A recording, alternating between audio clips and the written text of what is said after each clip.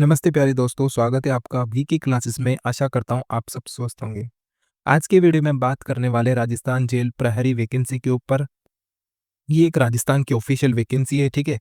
और इस वैकेंसी में हम बात करेंगे आपका जो एप्लीकेशन फॉर्म कब से स्टार्ट है, क्वालिफिकेशन क्या मांगी गई है इसमें, सैलरी इसमें क्या मिलने वाली है, सिलेक्शन जो आपका प्रोसेस है वो क्या है, और अदर स्टेट की जो कैंडिडेट है क्या वो भी इसके लिए एलिजिबल है।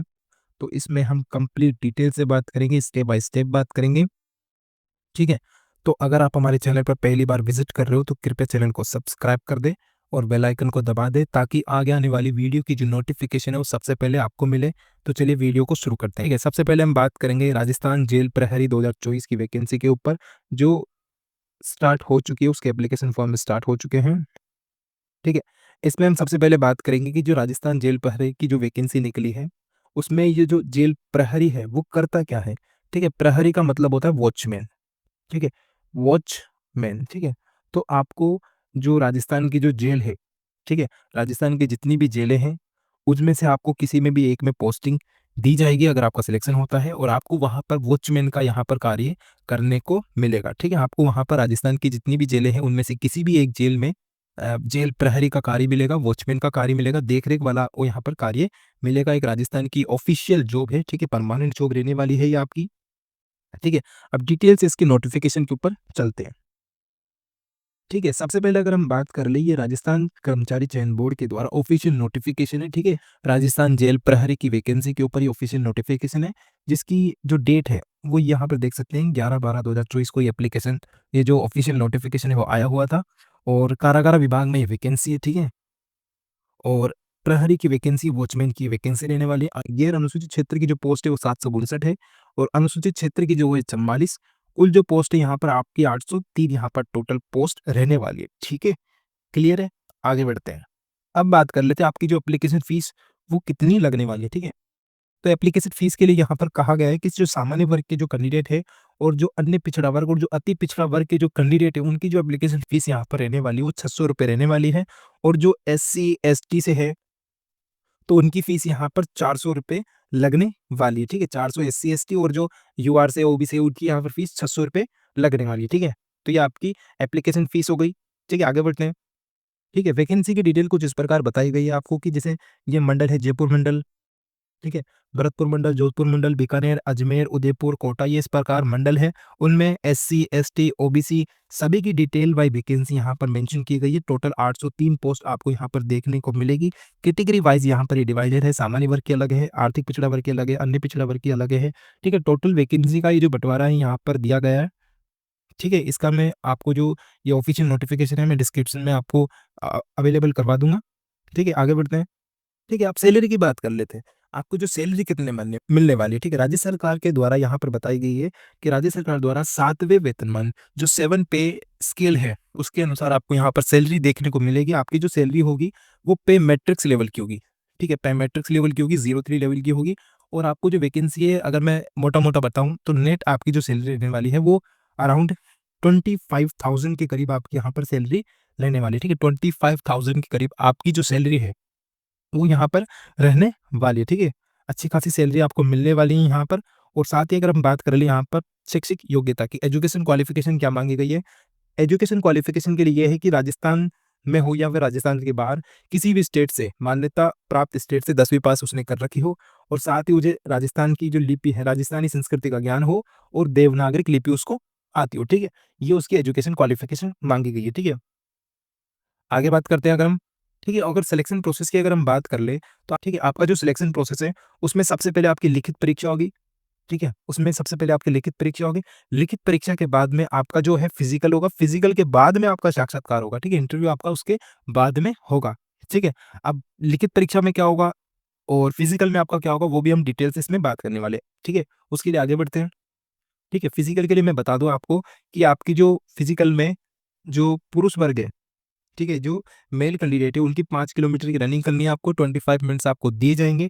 और साथ ही जो महिला अभ्यर्थी है, फीमेल कैंडिडेट है, उनकी भी 5 किलोमीटर की दौड़ होगी, और साथ में उनको 35 मिनट 33 मिनट यहाँ पर दिए जाएंगे, ठीक है। ये आपके फिजिकल में रहने वाला है, ठीक है। आगे बढ़ते हैं, और हाइट की अगर हम बात कर ले, ठीक है, तो यहाँ पर जो मेल कैंडिडेट की जो हाइट मांगी गई है वो न्यूनतम 168 168 सेंटीमीटर यहाँ पर आपकी मिनिमम हाइट मांगी गई है, ठीक है। और फुलाने पर 86 सेंटीमीटर की आपकी चेस्ट होनी चाहिए, ठीक है। अगर फीमेल कैंडिडेट की बात कर ले तो ऊंचाई आपकी 152 सेंटीमीटर मांगी गई है और न्यूनतम जो वजन आपका मांगा गया है वो है 47.5 केजी, ठीक है। 47.5 केजी आपका यहाँ पर वजन मांगा गया है। पुरुष अभ्यर्थी के लिए वजन मैटर नहीं करता है, वो आपको बीएमआई के अकॉर्डिंग, ठीक है, मापा जाता है वहाँ पर। लेकिन जो महिला कैंडिडेट है उनका जो न्यूनतम वजन है वो 47.5 केजी होना चाहिए, ठीक है। क्लियर है? आगे बढ़ते हैं, ठीक है। अब एज लिमिट के बारे में हम बात कर लेते हैं। एज लिमिट के बारे में यहाँ कहा गया है कि जिसकी भी एज 18 साल हो चुकी है, ठीक है, 18 साल से लेकर 26 साल से पहले पहले का जो भी कैंडिडेट है, ठीक है, जिसकी एज 18 प्लस हो और 26 से पहले पहले वो इसके लिए एलिजिबल है। लेकिन जिसकी एज 26 हो चुकी है वो इसके लिए एलिजिबल नहीं है, ठीक है। और आपकी जो एज है वो काउंट 1/1/2026 से की जाएगी। 1/1/2026 से आपकी एज काउंट होगी। जो 1/1/2026 तक 18 साल का हो गया वो इसके लिए एलिजिबल है, ठीक है। इससे पहले जो 18 साल का हुआ वो इसके लिए एलिजिबल नहीं है, ठीक है। और मैक्सिमम जो आपकी मांगी गई वो 26 से पहले साल की एज आपके लिए मांगी गई है, ठीक है। तो ये आपकी एज लिमिट है। इसके अलावा आपको जो अनुसूचित जाति है, अनुसूचित जनजाति है, एससी एसटी है, उनको भी यहाँ पर 5 साल की छूट मिलने वाली है। अति पिछड़ा वर्ग है, जो आर्थिक रूप से कमजोर पिछड़ा वर्ग है, उनको भी यहाँ पर 5 साल की छूट मिलने वाली है, ठीक है। जो राजस्थान के मूल निवासी उन्हीं को मिलने वाली है छूट, और जो सामान्य वर्ग की महिला है उनको भी यहाँ पर 5 साल की छूट दी जाएगी, ठीक है। आगे बढ़ते हैं, ठीक है। एग्जाम के बारे में यहाँ पर मेंशन किया गया है कि आपका जो एग्जाम है वो कैसे होगा, ठीक है। एग्जाम के लिए क्या कहा गया है आपके नोटिफिकेशन में, ये कहा गया है कि आपका जो एग्जाम है वो सीबीटी भी हो सकता है, कंप्यूटर बेस्ड एग्जाम भी हो सकता है, और टीबीटी भी हो सकता है। टीबीटी मतलब होता है टैबलेट बेस्ड एग्जाम, ठीक है, टैबलेट बेस्ड एग्जाम भी हो सकता है। और साथ ही आपका जो एग्जाम है वो ऑफलाइन भी हो सकता है। वो डिपार्टमेंट पे निर्भर करता है, डिपार्टमेंट पे डिपेंड करता है कि वो आपका एग्जाम कैसे लेता है, ठीक है। लेकिन हो इन तीनों में से एक तरीके से हो सकता है, या तो सीबीटी हो सकता है, या टीबीटी हो सकता है, या फिर ऑफलाइन आपके मेथड से हो सकता है, ठीक है। आगे बढ़ते हैं, ठीक है। अब बात कर लेते हैं एग्जाम के बारे में। एग्जाम में आपको क्या क्या पूछा जाएगा उसके बारे में एक बार बात कर लेते हैं, ठीक है। यहाँ पर जो आपको पूछे जाने वाला है वो पूछी जाने वाला है रीजनिंग, ठीक है। विवेचना और तार्किक योग्यता रीजनिंग पूछी जाएगी। मैथ के कुछ टॉपिक जी आपसे यहाँ पर पूछे जाएंगे। सामान्य ज्ञान पूछा जाएगा, सामान्य विज्ञान और सामाजिक विज्ञान पूछी, ठीक है। आपकी साइंस पूछी जाएगी, यहाँ पर जीएस पूछी जाएगी, और राजस्थान का इतिहास, संस्कृति, कला, भूगोल यहाँ पर आपसे पूछे जाएंगे, ठीक है। विवेचना और तार्किक योग्यता से आपके 45 क्वेश्चन आने वाले हैं और 180 यहाँ पर उसके मार्क्स बनने वाले हैं।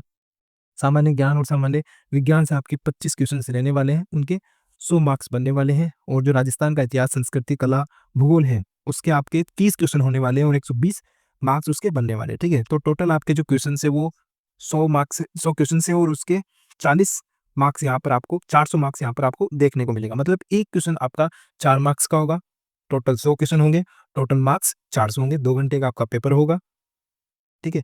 और आपकी जो क्वेश्चन है वो एक क्वेश्चन 4 मार्क्स का होगा, 2 घंटे का पेपर होगा। नेगेटिव मार्किंग 1 मार्क्स की आपके यहाँ पर नेगेटिव मार्किंग होगी, मतलब 1/4 की यहाँ पर आपकी नेगेटिव मार्किंग रहने वाली है, ठीक है। मिनिमम क्वालिफाई जो मार्क्स है वो 36% है, ठीक है। और जो आपका सिलेबस है वो 10th के बेस पर यहाँ पर आपका सिलेबस रहने वाला है, ठीक है।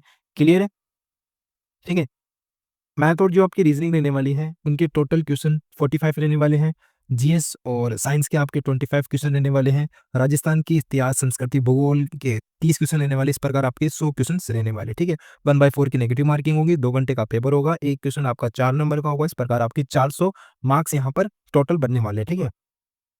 आगे बात करते हैं, ठीक है। अब बात कर लेते हैं राजस्थान में जो जेल प्रहरी की जो वैकेंसी है उसमें अदर स्टेट के जो कैंडिडेट है वो भी एलिजिबल है कि नहीं है, ठीक है। वो कैंडिडेट जो है, वो अदर स्टेट के जो कैंडिडेट है वो भी इसमें एलिजिबल है, ठीक है।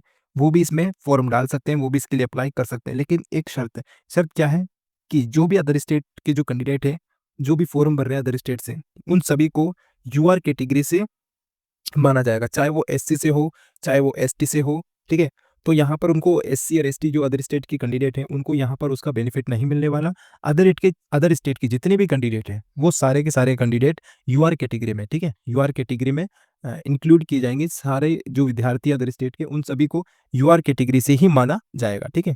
चाहे वो किसी भी कैटेगरी से हो, चाहे वो एससी से हो, चाहे वो एसटी से हो, चाहे वो किसी भी कैटेगरी से हो, जो सामान्य वर्ग का यूआर का है उसको यूआर में ही माना जाएगा, ठीक है। और जो एससी का है उसको भी यूआर में माना जाएगा। यहाँ पर जो अदर स्टेट के, जो यहाँ के, उनको अपने अपने कैटेगरी के हिसाब से ही माना जाएगा, ठीक है। तो अगर इसके अलावा भी अगर आपके कोई डाउट्स है तो आप हमें कमेंट कर सकते हैं। वीडियो कैसा लगा कमेंट करके ज़रूर बताना और वीडियो को लाइक शेयर सब्सक्राइब ज़रूर करना। मिलते हैं अगली वीडियो में। जय हिंद, जय भारत।